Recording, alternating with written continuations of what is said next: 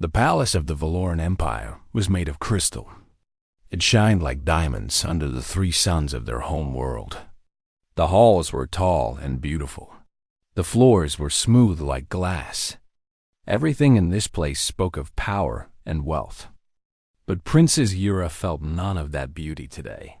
She stood alone in the medical chamber. The room was cold and white. Two royal physicians stood before her with their heads down. They could not look at her eyes. The silence in the room was heavy like stone.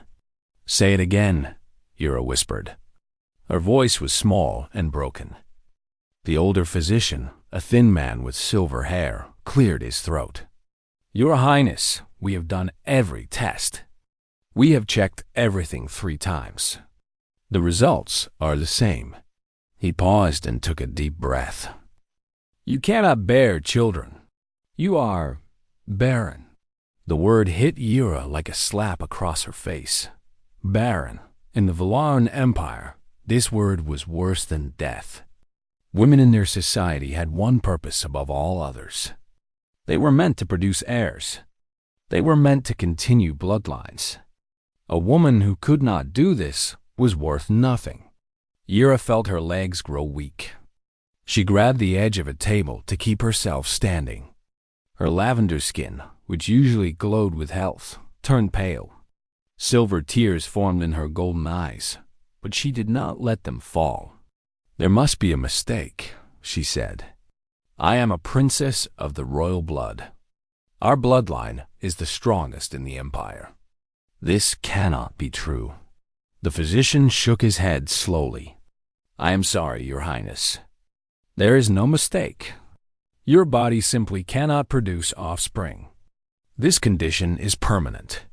There is no cure in our medicine." Yura closed her eyes.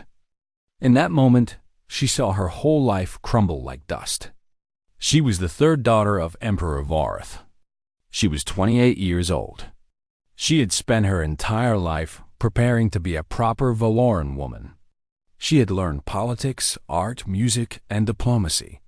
She had trained to be a perfect bride for some high lord or farm prince. Now, all of that was meaningless. She knew what would happen next. News traveled fast in the imperial palace. By sunset, everyone would know. By tomorrow, she would be the greatest joke in the entire empire. And she was right. 3 days later, Yura walked through the grand hall to attend the evening meal. She held her head high and kept her face calm. But she could hear the whispers all around her. "There she is," someone said behind a fan. "The empty princess." "What a shame," another voice added. "She was so beautiful. Now she is worthless. I heard the emperor is furious. What will he do with her now?" Yura kept walking. She did not turn around. She did not show any emotion. But inside, every word cut her like a knife. When she entered the dining hall, her 2 older sisters were already there. Princess Tava was tall and proud with dark purple skin. Princess Nayla was shorter but had the same cruel smile. They both looked at Yura with eyes full of joy. Not happy joy. The joy of watching someone else suffer. "Dear sister," Tava said loudly so everyone could hear. "How kind of you to join us. We were just talking about you." "We were just talking about you." "Yes," Nala added. "We were wondering what you will do now. Perhaps you could work in the gardens? At least plants do not need you to give them children." The room filled with soft laughter. Yura felt her cheeks burn with shame. But she said nothing. She sat down in her chair and looked at her plate. Emperor Varth sat at the head of the table. He was a large man with deep purple skin and cold black eyes. He did not laugh at the jokes. He did not even look at Yura. It was like she did not exist anymore. This continued for weeks. Yura became invisible. Servants stopped bowing to her. Guards did not open doors for her. Even her own maids whispered and laughed when they thought she could not hear. 1 month after the diagnosis, Yura was called to the throne room. Emperor Varath sat on his crystal throne, surrounded by his advisors. Ira walked forward and knelt before him. Her heart was beating fast. She did not know what to expect. "Rise, daughter," the Emperor said. His voice was cold and formal. Ira stood up and waited. "I have received a request from the Galactic Confederation," the Emperor continued. "They want to strengthen ties with a new species that has recently joined the galaxy. These creatures call themselves humans." Ira had heard of humans. They were a young species from a small planet called Earth. They had only discovered space travel 50 years ago. Most Valorans thought of them as primitive and simple. They were not powerful. They were not advanced. They were nobody. "The Confederation wants a diplomatic marriage," the Emperor said. "They want a Valoran princess to marry a human as a sign of alliance." Ira felt something cold grow in her stomach. She suddenly understood why she was here. "No proper princess would accept such a shameful match," the Emperor said. "But you are no longer proper, are you?" The words were like poison. Ira wanted to scream. She wanted to cry. But she did nothing. She just stood there. "You will go to a human colony called New Eden," the Emperor continued. "You will marry a human male named Taiho. He is a farmer. You will live there for the rest of your life." A farmer. They were sending her to marry a farmer on some distant colony. The third daughter of the Valoran Emperor, sent to live in dirt and mud with primitive creatures. "Do you accept?" the Emperor asked. Ira looked at her father. She looked at the advisors, who smiled at her suffering. She thought about her sisters who would celebrate her departure. She thought about the servants who would finally have something to laugh about openly. There was nothing left for her here. She had no future in this palace. She had no place in this empire. She was already dead to them. "Yes, father," she said quietly. "I accept." The Emperor nodded. "Good. You leave tomorrow morning." That was all. No goodbye. No blessing. No final words of love. Ira was dismissed like a servant. The next morning, she stood at the transport platform with one small bag of belongings. A crowd had gathered to watch her leave. Her sisters stood at the front, fanning themselves and smiling.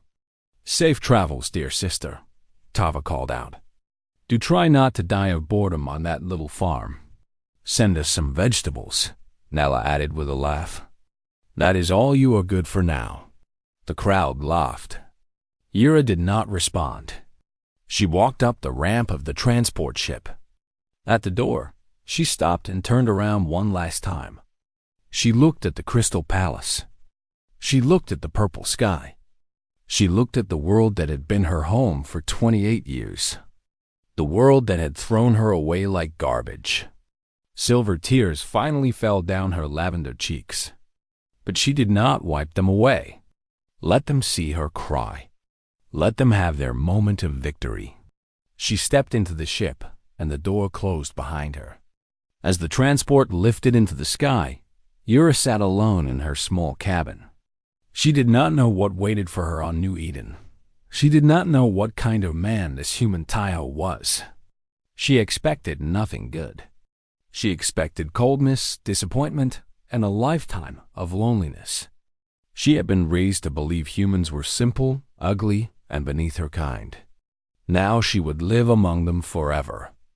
But Ira did not know the truth about humans.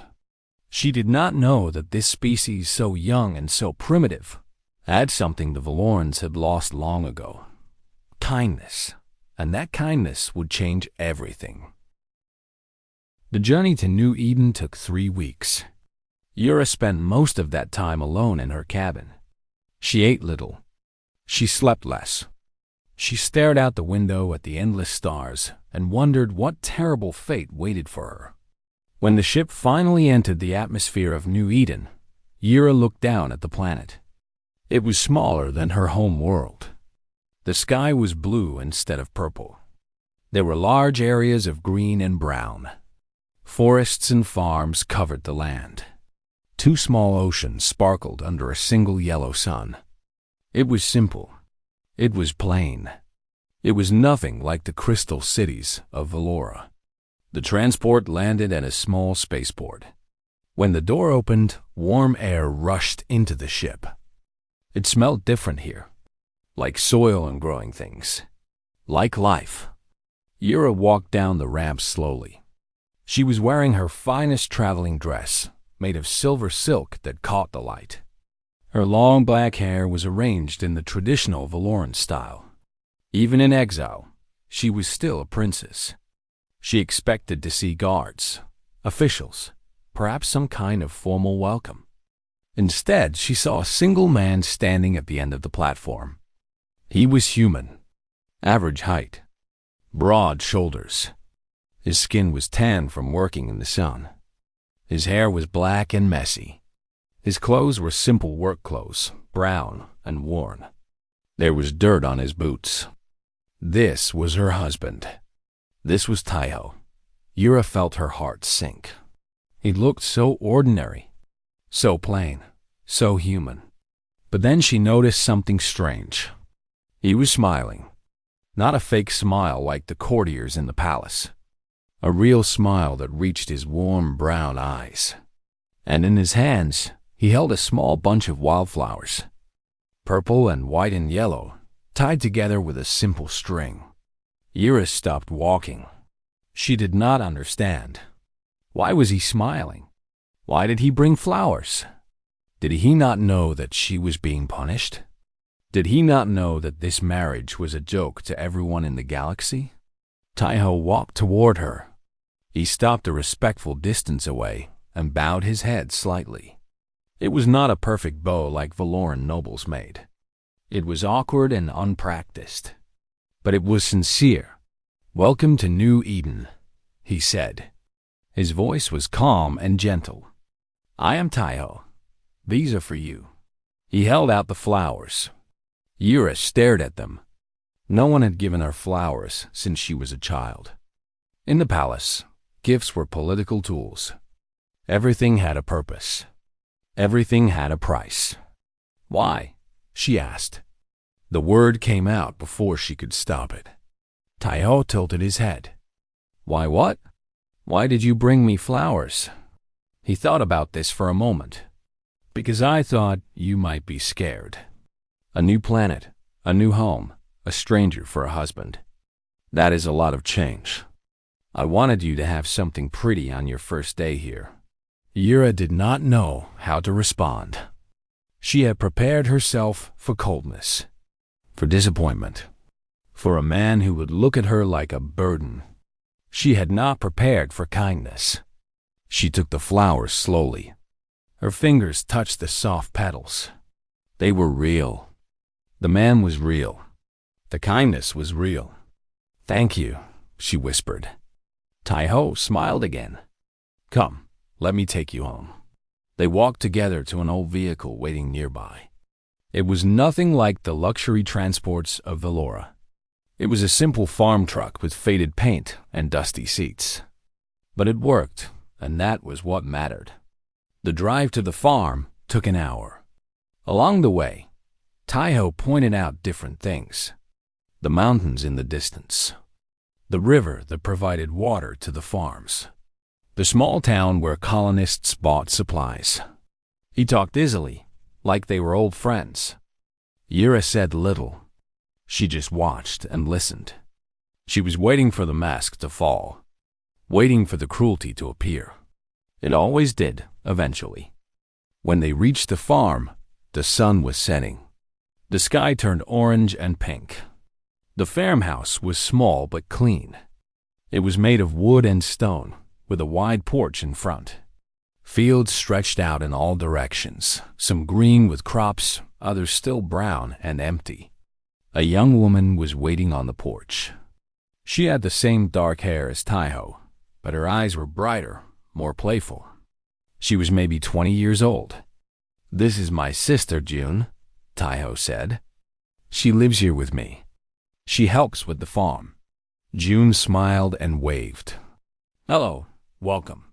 You must be tired." Come inside. I made dinner. Yura followed them into the house. The inside was simple but warm.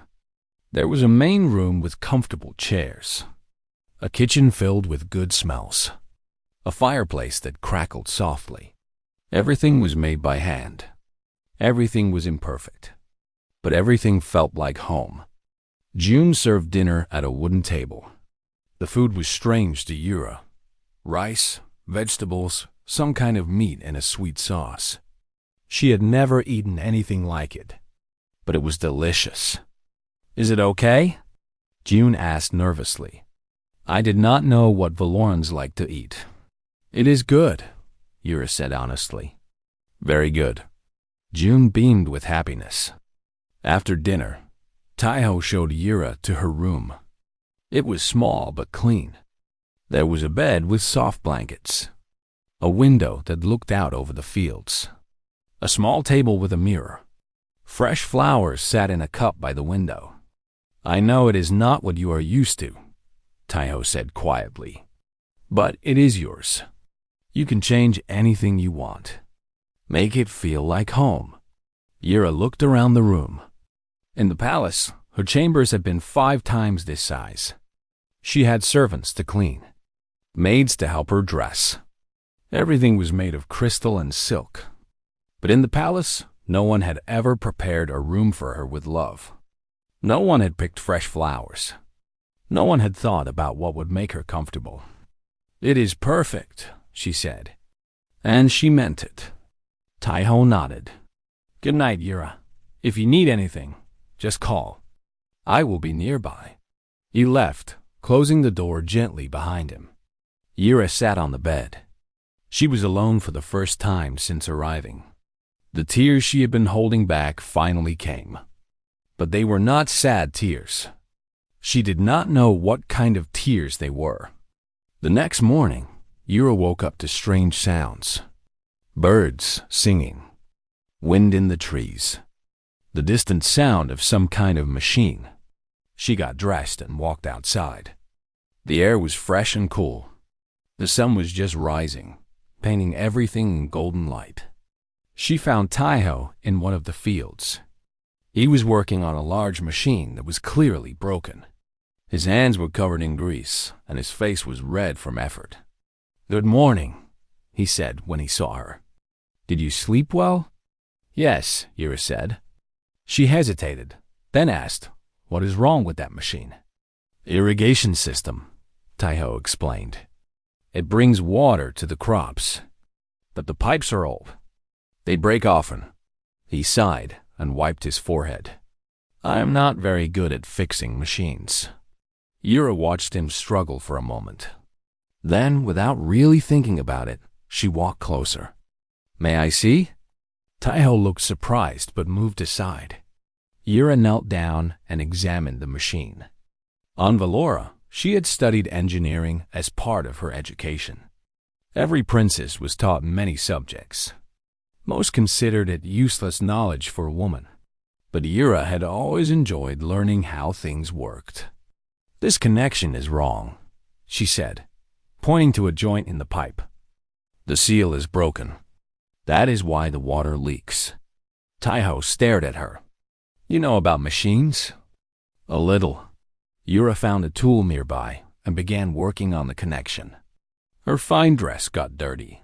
Her hands got covered in grease. She did not care. 10 minutes later, the pipe was fixed. Water flowed through cleanly. Taiho laughed. It was a warm, happy sound. You fixed it in 10 minutes.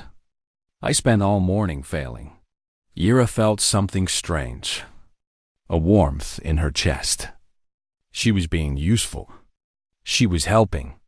No one had ever needed her help before. Thank you, Taiho said. His eyes were full of genuine gratitude. Maybe you can teach me? I could use a partner who knows about machines. A partner, not a burden, not a disappointment. A partner. As days turned into weeks, Yura slowly changed. She stopped wearing her fine silk dresses. She put on simple work clothes instead. She stopped arranging her hair in complicated styles. She let it fall loose down her back. She worked in the fields with Taiho. She fixed machines. She learned to cook from June. She got dirt under her fingernails. She felt the sun on her face. And one evening, sitting on the porch after a long day, she found herself laughing. Really laughing. At some silly joke June had told. The sound surprised her. She could not remember the last time she had laughed like that. Taiho looked at her with soft eyes. "You have a beautiful laugh," he said quietly. "You should do it more often." Yura felt her cheeks grow warm. She looked away, but she was smiling. That night, she sat by her window and looked up at the stars. Somewhere out there, billions of miles away, her family was probably forgetting she existed. They had sent her here to suffer. They expected her to be miserable. But she was not miserable. For the first time in her life, Yura felt like she belonged somewhere. Not because of her title, not because of her blood, but because of who she was. And that feeling was worth more than all the crystal palaces in the galaxy. 6 months had passed since Yura arrived on New Eden. The farm had changed a lot in that time. The fields that were once brown and empty now grew thick with crops. The machines that always broke down now worked smoothly. The farmhouse that once felt strange now felt like home. Yura had changed too. The sad, hollow princess who stepped off the transport ship was gone. In her place was a woman who smiled often, worked hard, and laughed at June's terrible jokes. She and Taiho had grown closer. They were not like lovers in the old stories. There was no great passion or dramatic romance.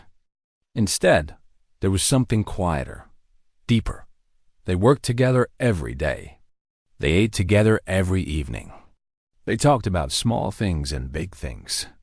They trusted each other. One morning, Yura woke up feeling strange. Her stomach hurt. Her head was dizzy. She tried to get out of bed, but fell back onto the pillows. June found her an hour later, still lying there. "Yura, are you okay?"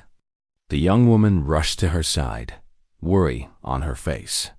"I do not feel well," Yura admitted. "It is probably nothing.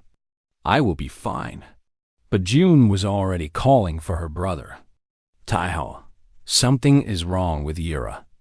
Taiho came running. When he saw Yura lying pale in bed, his face became serious. "We are going to the medical center. Now." "That is not necessary," Yura protested weakly. "I just need rest." "You are going to the doctor," Taiho said firmly. It was rare for him to use that voice. "And I am not asking." An hour later, Yura was lying on a bed in the Colonial Medical Center. The building was small but clean. It had equipment that Yura did not recognize. Human technology looked different from Valoran machines. The doctor was a woman named Yunji. She was in her 40s, with kind eyes and gray streaks in her black hair. She had been the colony's doctor for 15 years. "Let us take a look," Dr. Yunji said gently. She ran several scans over Yura's body. Lights flickered. Machines hummed. Information appeared on screens. Dr. Yunji studied the results. Her eyebrows rose slightly. She ran the scans again. Then a third time. "Is something wrong?" Taiho asked. He was standing nearby, unable to hide his worry. "Not wrong," Dr. Yunji said slowly. "Just unusual." She looked at Yura. "Princess Yura, may I ask you a personal question?" Yura nodded. "Have you ever been told you cannot have children?" The question hit Yura like cold water. The old pain returned. The old shame. She looked away. "Yes," she whispered. "The royal physicians on Valora told me I am barren. It is a permanent condition. There is no cure." Dr. Yunji was quiet for a moment. Then she said something that Yura would never forget.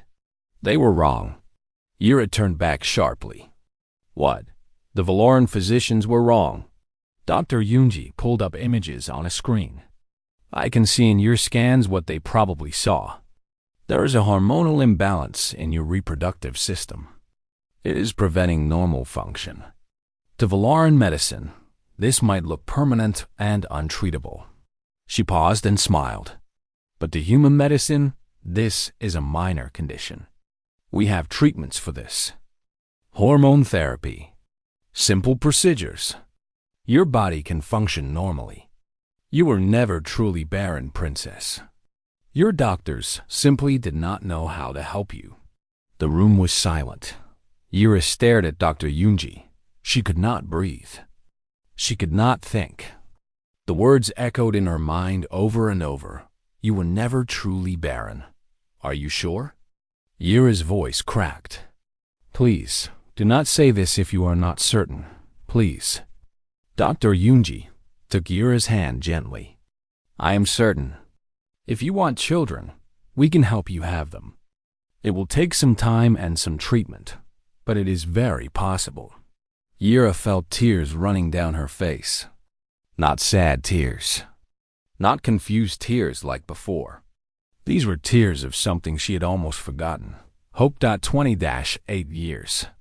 For 28 years, she had been raised to believe her only value was in producing heirs. Then she had been told she could never do that. She had been declared worthless, useless, broken. But she was not broken. She had never been broken. Her people had simply never tried to fix her. Teho was at her side in an instant. He held her as she cried. He did not say anything. He just held her and let her release years of pain and shame. Finally, Yura looked up at him. Did you hear? I am not. I heard. Taiho's eyes were wet too. I am so happy for you. For us, Yura corrected softly. Taiho smiled. That warm, real smile she had come to love. For us. The treatment began the next week. It was not easy. Yura had to take medicine every day. She had to visit Dr. Yunji regularly. There were good days and bad days. Sometimes she felt sick. Sometimes she felt tired. But she never gave up. Eun was there every step of the way. She made special meals for Yura. She told jokes to make her laugh. She held her hand when the treatments were hard. You are family now, June said one evening. Family takes care of each other. Family. Yura had never really had that before. Her father, the emperor, had been cold and distant. Her sisters had been cruel. Even her mother had died when Yura was young.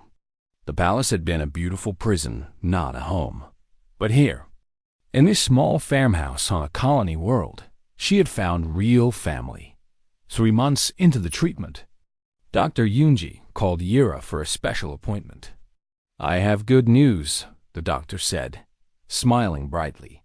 The treatment has worked. Your body is functioning normally now, and she paused for effect. You are pregnant. Yura's heart stopped. Pregnant, she repeated. The word felt strange in her mouth. Foreign. Impossible. About 8 weeks along, Dr. Yunji confirmed. Everything looks healthy. Congratulations, Yura.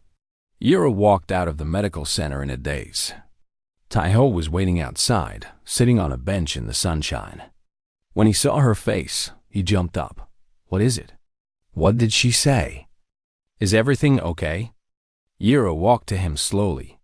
She took his hands in hers. She looked into his warm brown eyes. We are going to have a baby. Taiho's mouth fell open. For a moment, he could not speak. Then a smile spread across his face. The biggest smile Yura had ever seen. He picked her up and spun her around in a circle, laughing with pure joy. People nearby stopped to watch, smiling at the happy couple. A baby, Taiho said when he finally set her down. Our baby. Our baby, Yura agreed. That night, the 3 of them sat together on the porch. Taiho, Yura, and June. The stars were bright above them. The fields stretched out peaceful and quiet. "Should we tell anyone?" June asked. "Should we send word to Valora?" Yura thought about this. She thought about her father on his crystal throne. She thought about her sisters with their cruel smiles. She thought about all the people who had laughed at her and called her worthless. "No," she said quietly. "They do not deserve to know. They threw me away like garbage. They sent me here to be forgotten. Let them continue to forget." She placed her hand on her stomach. Inside, a new life was growing. A child that the Valoran Empire had declared impossible. "This child will know nothing of that world," Yura continued. "This child will be raised here, among humans, where worth is measured by kindness, not by blood. Where people are valued for who they are, not what their bodies can produce." Taiho put his arm around her. "That sounds perfect to me." June clapped her hands excitedly. "I am going to be an ant. I am going to be the best ant ever. I will teach the baby everything. How to cook. How to tell jokes. How to cause trouble." "Please do not teach my child to cause trouble," Taiho said, but he was laughing. Why I laughed too. She felt light, free, happy in a way she had never known. The Valoran Empire had called her barren. They had called her worthless. They had sent her away to die in obscurity. But humans had looked at her differently. They had seen not a broken princess, but a person who needed help. And they had helped her. That was the true difference between her people and humans. Valorans threw away what they considered imperfect. Humans tried to heal what was hurt. Yira looked up at the stars one more time. Somewhere out there, her former home continued without her. They'd probably never thought about her at all. But someday, they would think about her again. And when they did, they would finally understand their mistake. News travels slowly through space, but it travels. Traders carry stories from planet to planet. Diplomats whisper secrets in grand halls. And sometimes, information reaches places it was never meant to reach. It was almost 2 years after Yura left Valora. The Emperor sat in his throne room, listening to reports from across the Empire. Trade numbers, military movements, political alliances, the usual matters of ruling a vast civilization. Then, his chief advisor stepped forward with a strange expression on his face. "Your Majesty," the advisor said carefully, "we have received an unusual report from our trade contacts near the human colonies." Emperor Varth waved his hand impatiently. "What is it?" "I have no time for small matters. It concerns your daughter, Highness, Princess Yira." The Emperor frowned. He had not thought about Yira in many months. The failed princess sent to marry a human farmer. He had assumed she was living in quiet shame somewhere, forgotten by all. "What about her?" The advisor swallowed nervously. "According to the report, she has given birth to a child, a daughter." The throne room fell silent. Every noble, every guard, every servant stopped moving. "That is impossible," the Emperor said coldly. "Yira is barren. The royal physicians confirmed it. She cannot bear children. It seems, Highness, that human medicine found a way to treat her condition. They cured what our physicians said was incurable." Emperor Varth sat very still. His mind was working quickly. If Yira had a child, that child carried royal blood. That child was an heir to the Valoran Empire. A half-human heir, yes, but still an heir. And more importantly, this proved that humans had medical knowledge that surpassed Valoran science. That was valuable. That was power. Suddenly, the worthless daughter was valuable again. "Send an ambassador to New Eden," the Emperor commanded. "Bring my daughter home." 2 months later, a Valoran diplomatic ship arrived at New Eden. Yira was working in the fields when she saw it. The ship was long and silver, covered in crystal decorations. It was unmistakably Valoran. Her heart froze in her chest. "Taiho," she said quietly. Her voice was shaking. Taiho looked up and saw the ship. His expression became serious. "Get Hannah. Go to the house.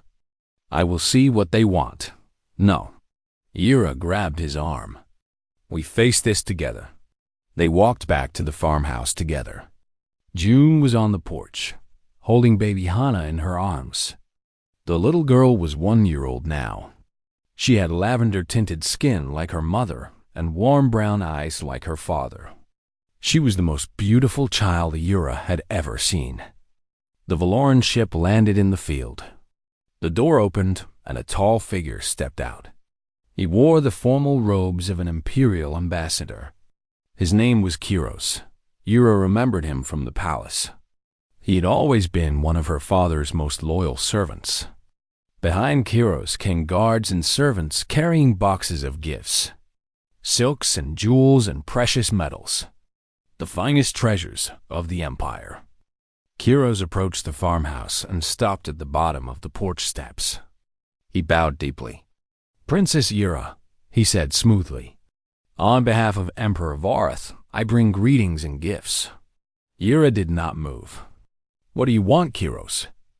"The Emperor wishes to congratulate you on the birth of your daughter. He sends these humble gifts as tokens of his joy." Kiros gestured to the boxes of treasure. "And he has sent me to escort you home. The palace awaits your return." Home. He called Valora home. But it had never been home. It had been a prison where she was judged and found worthless. "Why?" Yura asked. Her voice was calm but cold. "Why does my father suddenly care about me? He sent me here as punishment. He was happy to see me go. What changed?" Kiros kept smiling, but there was something false in it. "The Emperor has realized he was too harsh. He misses his daughter. He wants to welcome you back with full honors. Your child will be raised as a princess in the palace. My child is being raised just fine here. With all respect, princess, a royal child should not grow up on a farm. She should have the best education, the finest clothes, the company of proper nobility. The Emperor can give her everything." Yura felt anger rising in her chest. She had spent a long time healing from the wounds her father had caused. Now he wanted to drag her back? Now he wanted to claim her child? "I know why my father wants me back," Yura said. "It is not love. It is not family feeling. He wants my daughter because she is useful. He wants human medical knowledge because it is valuable. He wants to show the galaxy that even the Barren princess can be fixed by his empire's allies." Kiros' smile flickered. "You sent me here to die in shame," Yura continued. "You laughed at me as I left. You called me worthless, empty, broken, but I was never broken. Kiros, I was just surrounded by people who never tried to help me." She stepped forward. Behind her, Taiho and June stood solid and strong. "These people helped me. This farmer, who you consider so beneath me, treated me with more kindness in 1 day than my own father showed in 28 years. His sister welcomed me as family. The doctor here cured me when Valaran medicine could not even try." "Princess, please be reasonable," Kiros said. "The Emperor has made very generous offers.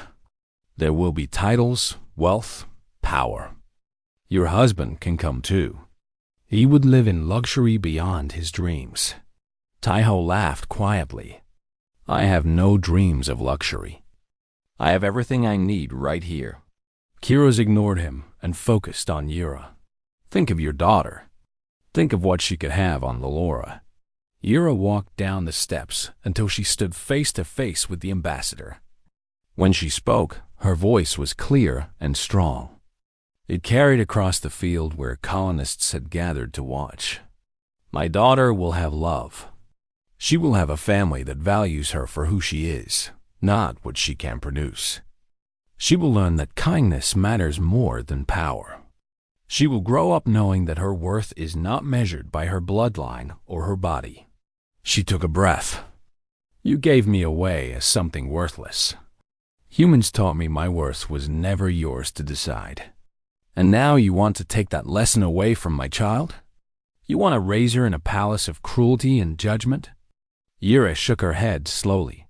No, my answer is no. Go back to my father. Tell him that his daughter and granddaughter are happy. They are loved. And they are never coming back. Kira's face changed. The false smile disappeared. Something harder appeared in its place. The Emperor will be displeased. Let him be displeased. There may be consequences. Now Taiho stepped forward. His voice was quiet but firm. New Eden is a member of the Galactic Confederation. Any action against our family would be an action against the Confederation.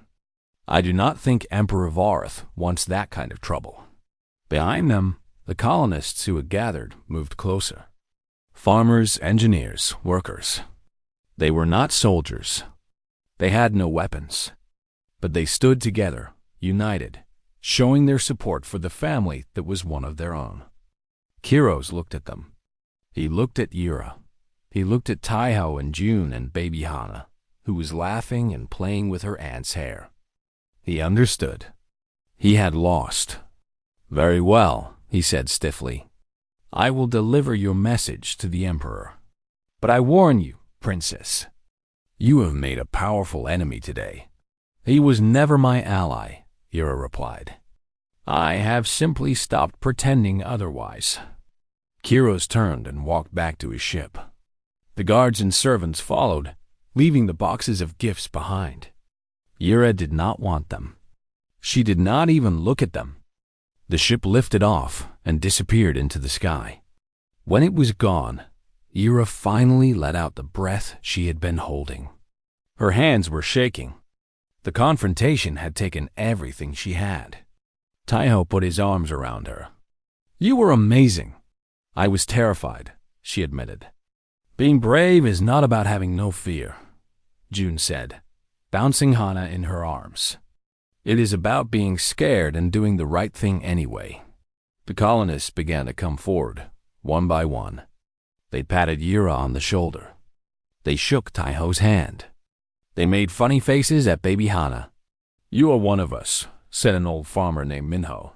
We protect our own. Always, added his wife, a woman named Sumi. Yura felt tears in her eyes again. Happy tears. Grateful tears. Somewhere across the galaxy, her father would receive her message. He would be furious. Her sisters would gossip and scheme. The court would whisper about the rebellious princes who chose a human farmer over an empire. Let them whisper. Yura had something better than an empire. She had a home. She had love. She had a family that chose her, not because of her title, but because of who she was. That night, she sat on the porch with her daughter in her arms. Hana was sleeping peacefully, her tiny fingers wrapped around Yura's thumb. What do you think will happen now? Yura asked Taiho. He sat beside her, looking up at the stars. I do not know, but whatever happens, we will face it together. Yura leaned against his shoulder. She was not afraid of the future.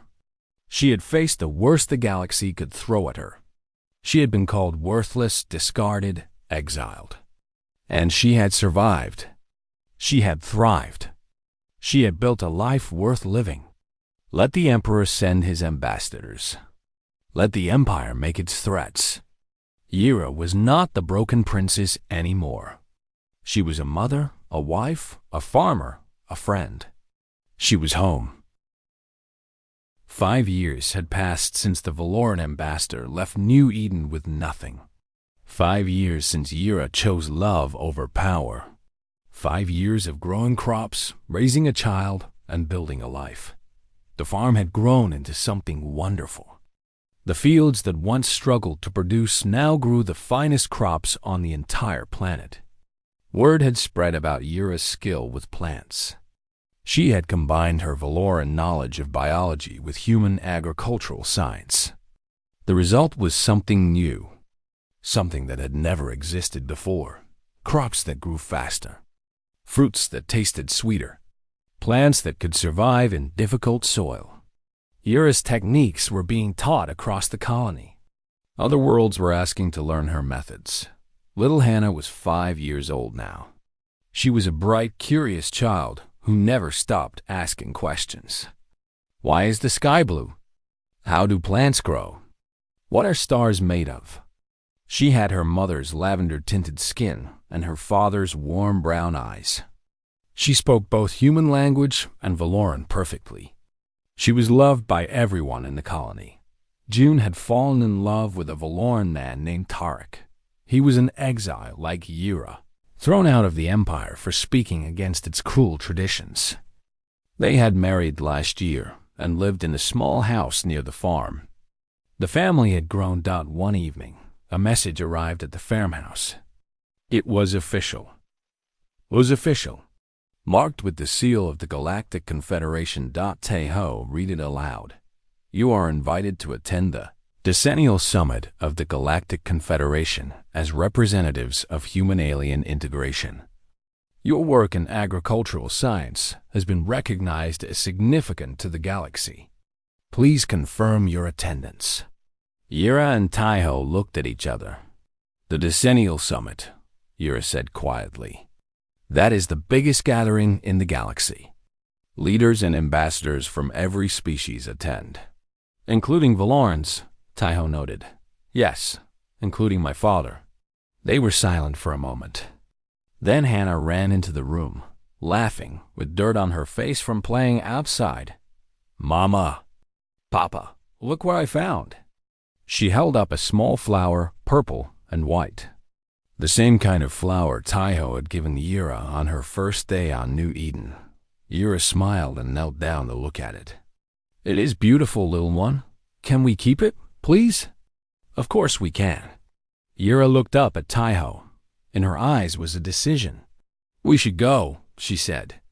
We should go to the summit. Are you sure? Taiho asked gently. Your father will be there. Your sisters.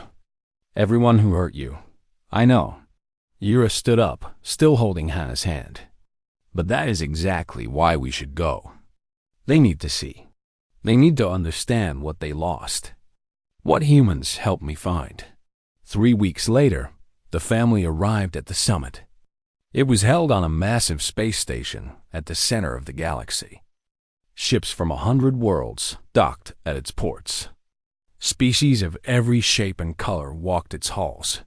Yura wore a dress that combined Valoran and human styles. Simple but elegant.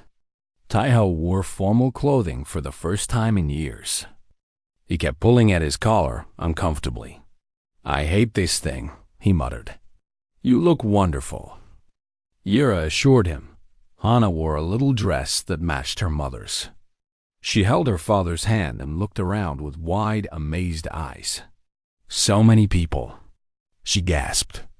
So many different people. Are they all friends? Some are, Yura said. And some are learning to be. The summit hall was enormous. Thousands of seats arranged around a central stage. Flags from every species hung from the ceiling. Translators hummed, converting languages in real time. Yura saw the Valoran delegation across the hall. Her father sat at the front, older than she remembered, but still proud and cold. Her sisters sat beside him, dripping with jewels and looking bored. Guards and advisors surrounded them. Emperor Vorith saw her too. His eyes narrowed. His jaw tightened. Yura met his gaze calmly. She did not look away. The summit began with speeches from various leaders. Then came presentations from different worlds, sharing achievements and discoveries.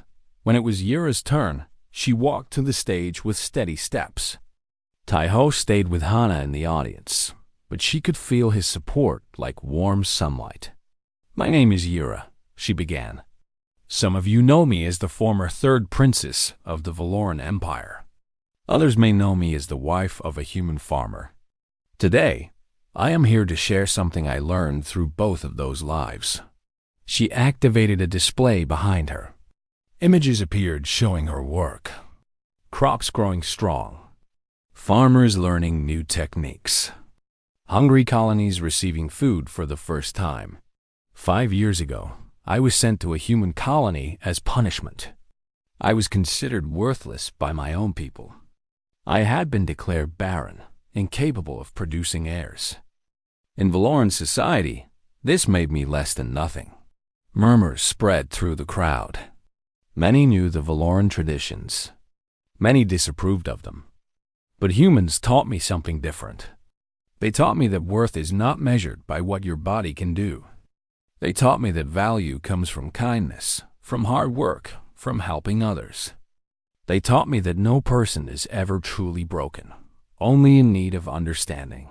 She paused, letting the words settle. Human medicine cured the condition that Valoran doctors called incurable.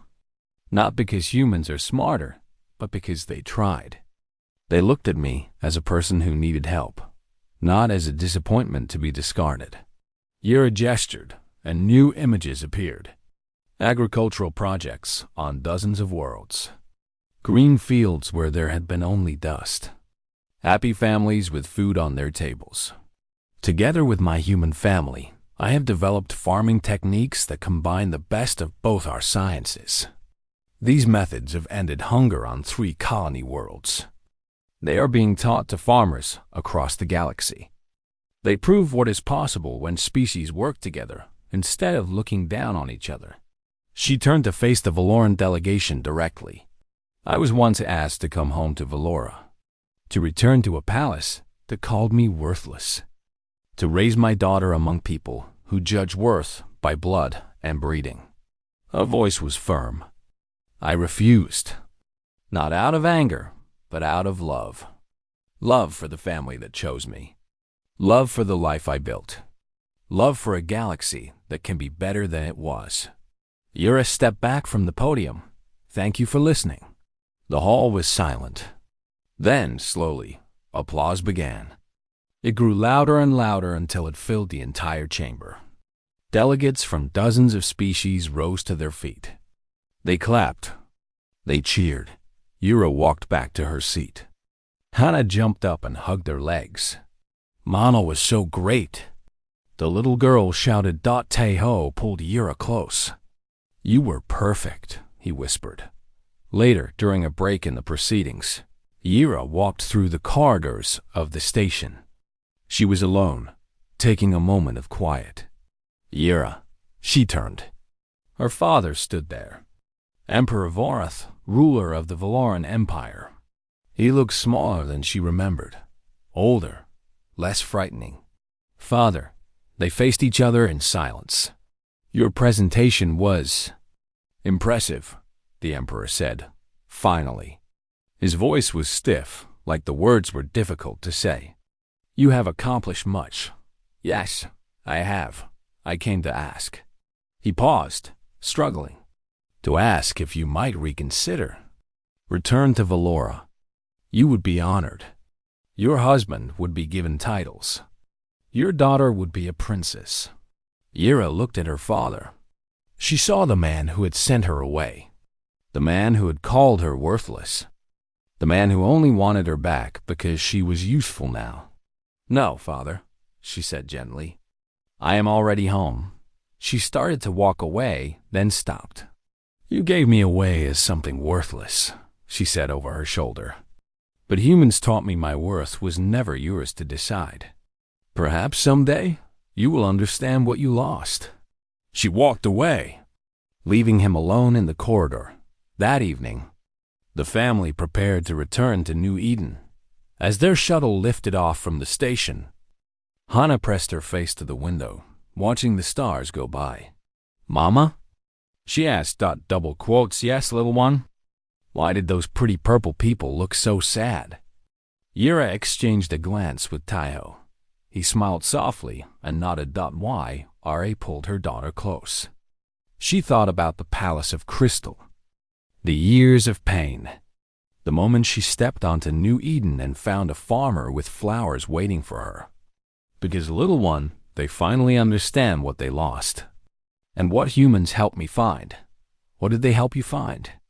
Yura kissed her daughter's forehead. Everything.